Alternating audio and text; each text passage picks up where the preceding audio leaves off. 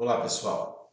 Dando sequência ao conjunto de vídeos que nós estamos produzindo nesse período de suspensão das aulas presenciais, eu proponho que no vídeo de hoje nós prossigamos estudando um tema muito relevante denominado elementos da ação, a respeito do qual nós gravamos um vídeo postado recentemente e cuja análise eu recomendo a todos vocês.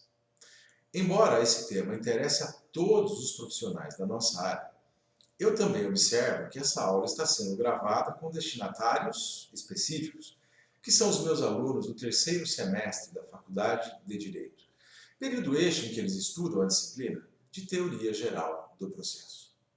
Bem, dito isto, vamos então ao enfrentamento dessa matéria, começando pela recordação de alguns aspectos aos quais eu me referi no vídeo postado anteriormente. Notem, os elementos da ação são componentes que toda e qualquer ação processual deve possuir. Esses elementos permitem identificá-la, bem assim comparar duas ou mais ações, para que então nós concluamos pela existência ou não de eventual identidade ou então de semelhanças entre elas. Notem, haverá identidade entre duas ou mais ações quando nelas forem idênticos os seus três elementos. Assim, as partes, a causa de pedir e o pedido. E como nós já realçamos, essa identidade significará litispendência ou, conforme o caso, coisa julgada material. De outro lado, nós falamos que duas ou mais ações processuais são semelhantes quando um ou dois dos seus três elementos são idênticos. Vamos recordar? Se em duas ou mais ações se repetir o mesmo pedido ou a mesma causa de pedir, a semelhança entre elas recebe o nome de conexão. Por sua vez, se em duas ou mais ações processuais se repetirem as mesmas partes, a mesma causa de pedir, mas o pedido formulado em uma delas for mais abrangente que o pedido deduzido na outra, nós vamos dizer que essa semelhança recebe o nome de continência. Notem, mas tudo isso já foi revelado no vídeo anterior. E neste, nós não temos o objetivo de estudar novamente litispendência, coisa julgada material, conexão e continência. Não. O objetivo deste vídeo é que nós façamos um estudo aprofundado dos três elementos da ação. Assim, das partes, da causa de pedir e, finalmente, do pedido.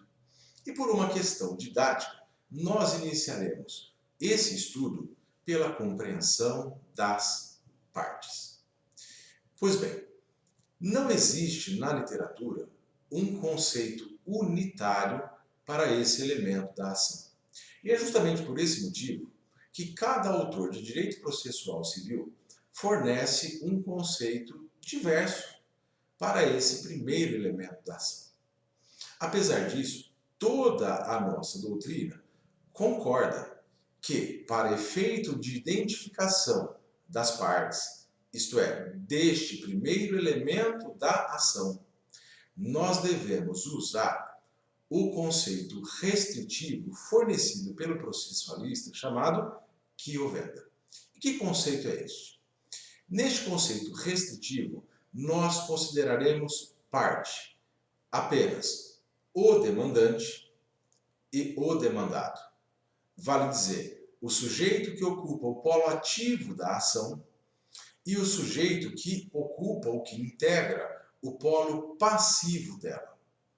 E quem é demandante? Ora, é demandante o sujeito que pede a prestação jurisdicional do Estado, ajuizando determinada ação e dando origem à formação de um processo. Por sua vez, é considerado demandado aquele sujeito contra quem o demandante requer a tutela jurisdicional fornecida pelo Poder Judiciário. Logo, na identificação das partes em toda e qualquer ação processual, nós não levaremos em conta outros sujeitos que podem se envolver na relação processual. Por isso, é irrelevante a figura do juiz, tanto quanto é irrelevante a figura de eventuais auxiliares da justiça ou mesmo de terceiros intervenientes que de alguma maneira participem do processo. Nós devemos, enfim, olhar apenas para quem demanda, isto é, para quem pede a prestação jurisdicional do Estado, e para aquele sujeito contra o qual essa prestação jurisdicional é requerida. Eles, demandante e demandado, é que são as partes. E, portanto, é para eles que nós deveremos olhar quando formos analisar toda e qualquer ação processual, inclusive para efeito de comparação de ações processuais entre si. Legal? Bem, o segundo elemento da ação, como vocês bem conhecem, é denominado causa de pedido. E, a propósito do assunto, o direito brasileiro adota a teoria da substanciação. E como nós percebemos isso? Quem for ao artigo 319, inciso 3 do CPC, verá que, dentre os requisitos da petição inicial, esse dispositivo legal exige que o autor exponha o fato e os fundamentos jurídicos do pedido. Portanto, o fato, somado aos fundamentos jurídicos do pedido, integra a causa de pedir, vale dizer, o segundo elemento da ação. Normalmente, o fato é doutrinariamente chamado de causa de pedir próxima, ao passo que os fundamentos jurídicos do pedido são comumente denominados pela literatura de causa de pedir remota. Mas vamos entendê-los melhor? Ora, o fato nada mais é do que uma ocorrência do mundo naturalístico que o autor descreve ao juiz em sua petição inicial. A exemplo de um acidente de trânsito, que então dá origem e motiva o ajuizamento de determinada ação. Ok? Por sua vez, os fundamentos jurídicos consistem, vejam, nos efeitos, nas consequências, nas repercussões que aquele fato produz na órbita do direito. Vamos ao exemplo para nós ilustrarmos melhor esse apontamento. Ora, se em uma petição inicial de uma ação de indenização o autor narra um acidente de trânsito de que foi vítima, ele está, em primeiro lugar, descrevendo um fato, que, como mostrei, integra a causa de pedido. Mas isso não basta, por força do artigo 319, inciso 3 do CPC, pois nessa petição inicial, o autor também tem que indicar o fundamento jurídico do pedido, isto é, as consequências, os efeitos, as repercussões que aquele fato produz na órbita do direito. E qual é mesmo a repercussão que um acidente de trânsito com vítima produz para o mundo do direito? Ora, o efeito, a consequência, a repercussão é constituir o direito da vítima de ser indenizada. Portanto, o direito de indenização por danos materiais, por danos morais e ou por danos estéticos é o fundamento jurídico daquele fato descrito na petição inicial. Compreenderam isso? Bem, quando nós vamos então identificar qualquer ação processual, nós precisamos, em primeiro lugar, identificar qual é o fato que motiva o ajuizamento da ação. E em seguida, nós precisamos também conhecer qual é o fundamento jurídico desse fato. Vale dizer, qual é a consequência jurídica que o autor aponta para o fato descrito em sua petição inicial. No nosso exemplo, o direito de indenização, por danos materiais, morais e ou estéticos. Entenderam isso? Bom, mas para nós concluirmos a análise da causa de pedir, que como todos vocês sabem, é o segundo elemento da ação, nós precisamos estabelecer uma diferença entre fundamento jurídico e, de outro lado, fundamento legal. Se vocês recorrerem mais uma vez ao artigo 319, inciso 3 do CPC, verão que ele exige do autor, em sua petição inicial, a exposição do fato e dos fundamentos jurídicos do pedido. Portanto, o artigo 319, inciso 3 do Código, não faz qualquer referência à indicação do fundamento legal para o pedido que o autor formula em sua petição inicial. Mas aí vocês me indagam, professor, qual é a diferença entre fundamento jurídico e fundamento legal? Notem, uma vez mais, fundamento jurídico nada mais é do que a consequência que determinado fato produz no campo do direito. Exemplo, fato, acidente de trânsito com vítima. Fundamento jurídico, formação, constituição do direito de indenização por danos materiais, morais e ou estéticos. Ok? Fundamento legal nada mais é do que a indicação dos dispositivos legais em que está fundamentado o pedido formulado na petição inicial. Mas o direito processual brasileiro não exige que as petições iniciais indiquem fundamentos legais, senão apenas fundamentos jurídicos. E por que é assim? Porque há uma presunção de resto absoluta de que o juiz conhece a lei e que, portanto, a capitulação jurídica do fato deve pertencer a ele, não se transformando em um dever ou um ônus que recai sobre o autor da ação. E é justamente por isso que nós podemos elaborar nossas petições iniciais sem a indicação de qualquer dispositivo de lei. Afinal, isso não está exigido no artigo 319, inciso 3 do CPC, que exige, entretanto, a indicação dos fundamentos jurídicos. Uma vez mais, o apontamento das consequências, dos efeitos, ou então das repercussões que o fato exposto ao juiz produz no campo do direito. Entenderam isso? Bem, e para nós concluirmos essa parte, ou esse elemento da ação, eu preciso lembrar a vocês. Quando examinarmos qualquer ação processual, precisamos identificar o fato. E em seguida, qual é o fundamento jurídico. Para nós compararmos essa causa de pedir com a causa de pedir formulada em outra ação processual que se suspeita idêntica ou semelhante.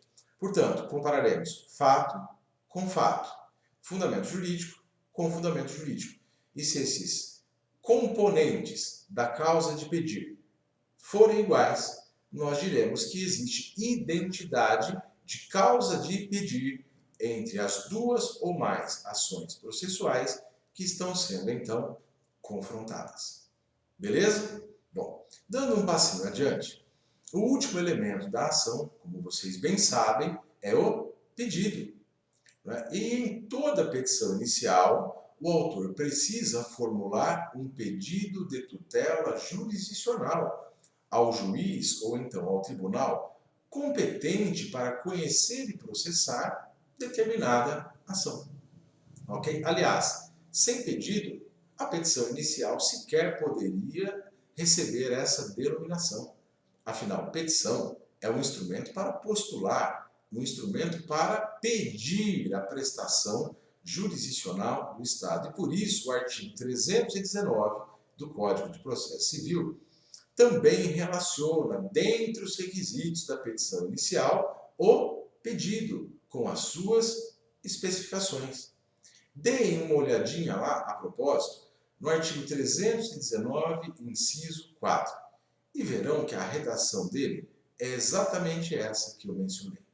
Ok? Bem, mas aí eu chamo a atenção de vocês para o seguinte. O pedido, que é o terceiro elemento da ação, também é formado por dois componentes.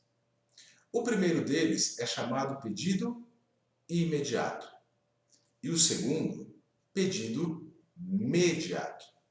Ok? Vamos entendê-los? Vejam, o pedido imediato é o tipo, a espécie ou a natureza da prestação jurisdicional que o autor pretende obter junto ao Poder Judiciário.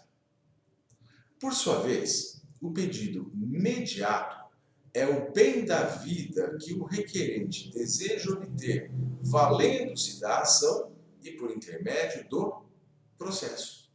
E para que haja identidade de pedido entre duas ou mais ações, é preciso que sejam iguais o pedido imediato e o pedido mediato, ou seja, o tipo de tutela jurisdicional que o autor requer ao Poder Judiciário e o bem da vida que ele deseja obter, valendo-se de determinada ação e por intermédio do processo. Mas vamos detalhar um pouquinho mais isso para que vocês compreendam o assunto. Vejam, nós temos em doutrina uma classificação bastante tradicional, antiga, sobre as várias modalidades de ações processuais.